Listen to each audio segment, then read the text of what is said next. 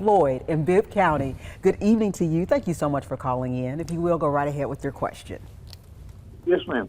My father, he passed away 21 years ago. He didn't have no will.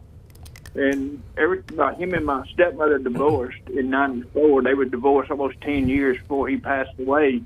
And I thought Alabama recognized common law. Then I come to find out that they don't. And she passed away this November. My stepbrother made himself a power of attorney, which, was his mother. And there was nothing ever divided and everything, So I was just wondering, with everything, I believe everything was in her name and everything. Can that still need to be separated and divided up between the kids? It's a good question, Floyd. There were a lot of issues there, Floyd. You mentioned common law marriage. You're right. That has been abolished in Alabama. Back in '94, it was still the law. If they were married by common law at that time, and was it your father or grandfather? I didn't catch that. One of them died. His father. And was married. And that back then in '94, if that's when the death occurred, yes, the wife probably would have taken. But if there was a power of attorney you mentioned, that ceases upon her death. So he said that her son made himself power of attorney. Well, she would have had to have done that. Okay.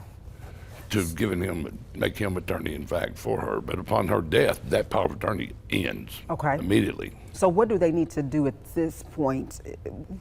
Would it go only to her children, or would all of the children, in terms of what was hers, have a say? Does it depend on the will? If there was a will, and the will needed to be probated within 5 years. If it hadn't, it's too late to probate that will. Then the property would pass according to laws of descent and distribution. Okay. So would you recommend that Floyd give you a call and just? Oh, absolutely. Yeah, Floyd, let me suggest that. Let me just suggest that you give Ron a call sometime this week and just talk with him and walk with him through this to make sure we get all of that covered. Yes, yeah, Ken. and real quick for our viewers, I know we're probably up against a break. You're good. You have a minute. All right. Well, a little while. So, Ron, will you talk to our viewers about a power of attorney? What does that mean? What is, people hear about it all the time, but you just said a good point that it died with the person who actually gave the power of attorney. So, could you talk with our viewers just a little bit about that? Typically, that's when a person who is of sound mind will execute a power of attorney, preferably a durable power of attorney, which means that the authority granted by that instrument will survive their incapacity. If they have a stroke, if they have whatever, if they become incapacitated after the instrument's created, it survives. It's a durable power of attorney. And that gives the person to whom that authority is given the right to act on your behalf, to do any lawful act. It can be a specific power of attorney.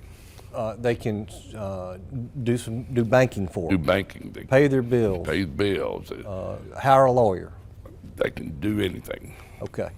And then, but when if that person passes away. The creator, when that person dies, that authority ceases immediately. Okay. Okay. Good question, because I know a lot of folks wonder about that, so thank you for that explanation.